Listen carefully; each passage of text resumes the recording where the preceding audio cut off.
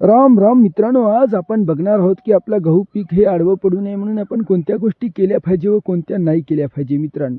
तर हे गोष्टी बहुतांश शेतकऱ्याला माहीतच आहेत, कदाचित माझ्यासारख्या नवीन तरुणांनाच माहीत नसतील. तरीही तुम्ही हा व्हिडिओ संपूर्ण बघा आणि याच्यात मी काही चुकीची माहिती सांगितली असेल तर मला कमेंट करून कळवा, जेणेकरून मी त्याच्यात सुधारणा करू शकेल मित्रांनो. तर आज आपण बघूया. तर मित्रांनो, सर्वप्रथम म्हणजे गव्हाला आपल्याला पोटऱ्यात आल्याच्या नंतर ज्यावेळेस काय आपल्या गव्हाला ओंबी लागते की नाही, त्यावेळेसपासून आपण स्प्रिंकलरचे पाणी देणे टाळले पाहिजे. दांड पाणी दिले पाहिजे मित्रांनो, पाठ पाणी. त्या स्प्रिंकलर जर लावले तर आपला गहू आडवा पडू शकतो मित्रांनो. आणि जास्त युरियाचा वापरसुद्धा करायचा नाही आपल्याला ओंबी लागल्यानंतर मित्रांनो. व गहू काढणीस आल्यानंतर लेट पाणी द्यायचं नाही मित्रांनो, योग्य वेळेतच पाणी द्यायचं. आपण जर आपला गहू पूर्ण झाला आणि नंतर तरी पाणी दिलं तर हलके जरी वारे आले तरी आपला गहू आडवा पडू शकतो. लाईक, सबस्क्राईब, धन्यवाद.